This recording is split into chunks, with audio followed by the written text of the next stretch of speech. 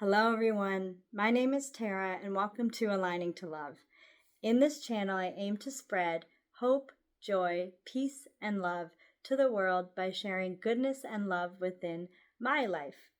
In this video, I wanted to talk about my family updates, school events, and personal things that are going on in my life, as well as the signs that I saw along the way. So, jumping right into things, I wanted to talk about how I prioritized making time for friends in this past weekend, because in my previous videos, I was talking about how I was happy that I was getting quality time with my brother and how we needed more new memories to just keep the closeness and create more connection for the future and just have experiences together. And I want to make sure I'm trying to do that with friends. And I know that as life goes on, there's never enough time in the day to try to see all the people that you have connections with in life and try to be there for everyone. But it is my priority that I'm at least trying to connect with them in some way, even if it's not in person and even if it can't be a long duration of time. So on Saturday and Sunday, I was able to call 5 of my friends. Actually, it might have been 6, but three of them, I was able to they picked up the phone and we were able to talk, but it was really just 2 of them that I was able to have a nice chat with and be able to talk about what was going on in their life, what was going on in my life. And it was really nice. I was just really happy that I had that time.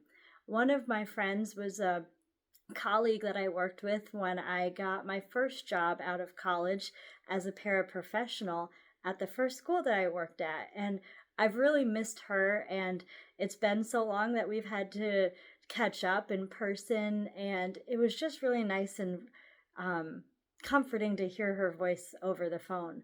Another one of my friends that I was able to talk to quickly was a close high school friend who lives in Colorado. And she was on her way out the door with her daughter. They were going to go to the library. And I got to say hi to her daughter and get to hear her little voice on the phone. And that was so amazing because I haven't seen my friend or her daughter in forever, it feels like. So it was nice to be able to at least hear their voices and feel their energy, even if it was long distance. Another friend of mine I got to talk to quickly was another close friend from high school. And unfortunately, she had a very extremely sad circumstance happening that day. And so I didn't get to talk with her. But even though it was probably bad timing that I had called her, I'm really glad that I got to give her some support and give her some love with what she was going through that day, and just let her know that I had been thinking about her. So hopefully that was something she took away from the phone call, even if it was really unfortunate things that were happening in her life and probably bad timing. But she still picked up the phone, which that my heart was going out to her that day. And then I also got to talk to another close friend that I went to college with, and she was my roommate. And that was a conversation that we got to have for a longer amount of time, which was nice because I haven't got to catch up with her in a long time. And it had been her husband's birthday the weekend before, and they had all these fun things that were lined up for the summer. So I got to catch up with her with that. And I had told her all the things that we were going through with our transition and all the things that were happening for our future moves. So that was just really nice to hear all of their voices, see what was going on in their life, and just be supportive of them and just have that time to listen to hear what was going on in all of their lives. And I'm really glad that I took the time to do that. And luckily, my daughter was down for a nap, and so I really felt like I could be present. Because a lot of times when I'm making phone calls and my daughter's awake, I feel like I can't always be present, and that does hurt. It's frustrating. It's not frustrating, but it makes me a little sad because I love my daughter and I want to be present for her. And I love my friends who have been part of my life for so long, and I want to be present for them as well. So it's always a balancing act. And right off of the fact that I just said the balancing act, I also wanted to say in my previous video that a big sign that had happened to me was again all about balance. And on Sunday night, it was a big one. I had been exhausted. I went to bed early, but I woke up in a in a dead sleep because my daughter had just gotten up, and I was so exhausted. I was very groggy, and I always like to look at the time to know what time I woke up and then what time I could get back to sleep so I can calculate how much sleep I was getting. And I looked out at the clock and it said 222, which is her birthday number and also the angel number that represents balance and harmony, and just trying to, try to be balanced and make sure that you are getting what you need and having an equilibrium in your life. And I just thought that was hysterical because this current week that we're in has been all about balancing. I've been running on very little sleep. And so also my brother has been taking a business trip, and I've been worried with his traveling because of the social climate we're in, and with the ice, everything going on with ice and people getting just pulled over and just, all of the awful and unfair and illegal things that are happening to citizens when they are true citizens. My brother and I, we both have our foreign-born birth certificates. We both have our naturalization certificates.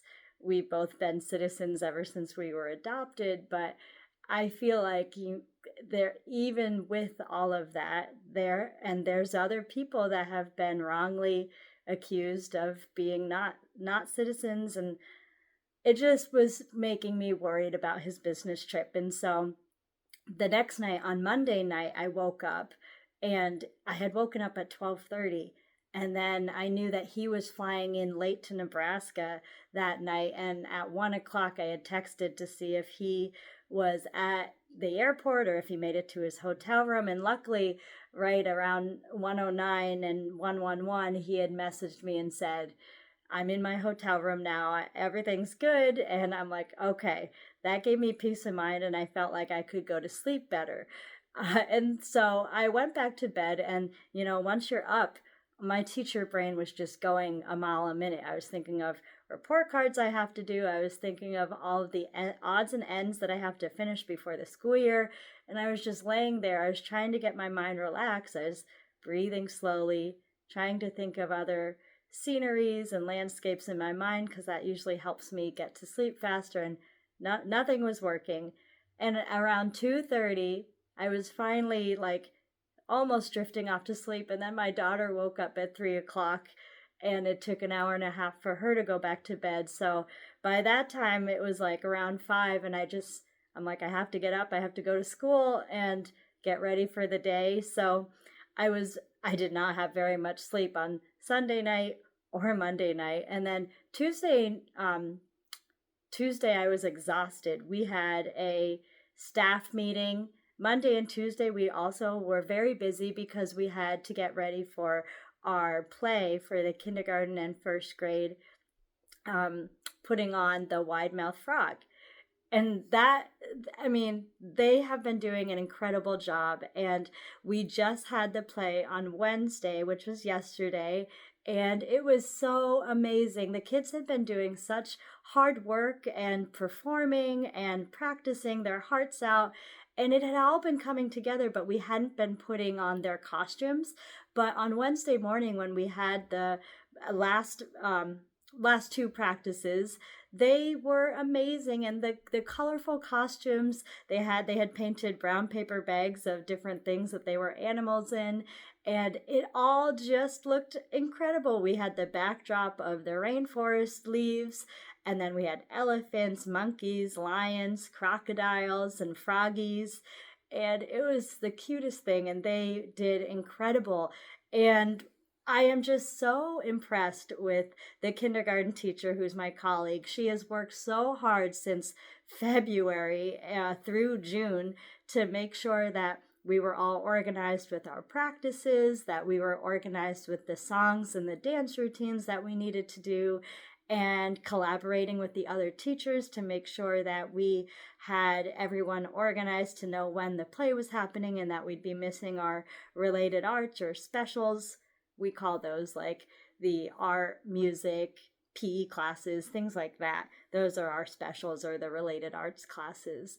And it all just flowed so nicely, and the whole community came together and supported us and helped us with setting up and helped us with making sure that the PE classes were going to be outside so we could use the gym. And it couldn't have gone better. And I'm so proud of all of the students' hard work. I'm so proud of all of the staff's hard work, and especially our lead kindergarten teacher who made it possible for the play to be put on and had the patience and had the enthusiasm to keep the kindergarten and first grade students excited and prepared, as well as the staff that were helping make it happen as well. So I was just really proud of that. But it was a very exhausting part of the week. And Tuesday night, I didn't get much sleep either, but we had not finished getting our elephant costumes ready. And so Tuesday night, I luckily went to bed around 9, and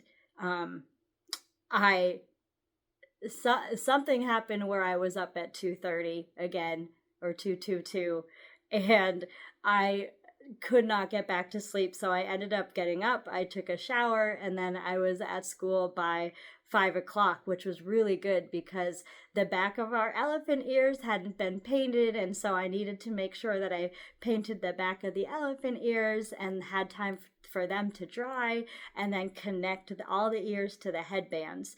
And then I did go over the back of the elephant paper bags because the kids had done the front and they had done their trunks, but they hadn't been able to always go through the back. And unfortunately for some of my kids, their backs were covered in newspaper because when they had dried, they were stuck on the newspaper, so we had to rip them up. So it was all this last minute stuff. So luckily I was able to get that done, and I had a meeting at 7:20, so I was really in a hurry to make sure all of that was completed before the meeting, and made sure it was all dry so that when the kids came at 8 o'clock or 7:55, that I could move all their costumes and have them wear them for the early morning practice that morning at 8:15. And so luckily it all came through, and they were incredible. And it was just such a nice thing to see when you know that all this hard work went into it, and everyone was having a ball. And not only that, we had printed off 50 programs because we knew that the play was at 1 o'clock. We knew that a lot of parents may not be able to see it because they were working, and we were not going to do a nighttime performance because it was only a 20-minute to half-hour play. So we didn't want to put that more stress on families. So we did have it at 1 o'clock, and we're like, okay, we're just going to print 50. And the lead kindergarten teacher and our special educator in kindergarten did all the folding and got that ready before Wednesday morning. And then when it was the time for the play, we had definitely over 50 people. It was more close to 100, I think. And we were so surprised, but we were so excited to see that this many families were out to support their child and the community. And it was fantastic. It was such a happy surprise. So that was incredible.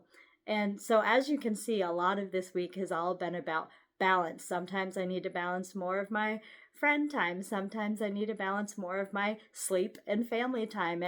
And Tuesday and Wednesday, I definitely needed to balance more school things to get ready for this play and for the curriculum this week. And oh, the other thing I wanted to mention, that was another 222 number, is that I was in a meeting from 1:45 to 2:30 on Mondays with my colleagues, and for some odd reason we had been just communicating and discussing things in the meeting, and the special educator in our kindergarten team was telling our other colleague, oh, for some reason your flashlight is on your phone. And when my colleague went to turn the flashlight on her phone, she had turned her phone so that I could see what her screen had said, and unintentionally, but I had looked at her screen and it said 222. And I'm like, oh my gosh, of all the like the movements, because if she hadn't turned it my way, I would never have seen the 222. And so this week and the rest of the school year for me is all about balancing, trying to keep my equilibrium, trying to keep myself healthy with enough sleep, but also meet the needs of my family, meet the needs of my colleagues, and also my other family members, like my brother, my parents, and all my friends. And so I think it's just really important reminder for me and for all of us that I know life is hectic. I know life is crazy, but it is really important to slow down and to try to keep breathing and to see the positive, and to not always see the positive, because it is valid to say that things are hard, but to see the good things happening around you, even in the chaos. And the school play for the kindergarten and first grade was definitely one that did that for me this week. Another really cute thing that happened this week is when I had been talking about lakes and rivers, and I always tell my class personal stories of when I was growing up too, because it's all about relationship and stories and connections that help kids form bonds and relationships with people in their lives, and not just kids, but anyone. And I was telling them how when I was always at lakes or rivers or the ocean, I would look for smooth rocks. And I always loved finding sea glass or smooth rocks that look like hearts. And later on that day, and children that are young, from babies to 5 years old, their attention spans are very, very short. And so sometimes you tell things to students and they may or may not remember, but when they do remember, it's very sweet. And I had a little boy come up to me at recess, and he's like, look, it's a heart-shaped rock. You love these. And he gave it to me. And so I was just very heartwarmed by his action with that. And so I just want to tell everyone, I hope you're having a fantastic week. And no matter how crazy it is, try to be able to see some of the things that are going smoothly and flowing nicely, and kind actions that people do for you. And I definitely think that if you do have time to reflect, you'll see that there are a lot more good things happening than sometimes we're aware of when we're so busy and stressed. So take the time and give yourself that breather. And I love everyone. I hope you all take care, and I'll see you in the next video. Bye.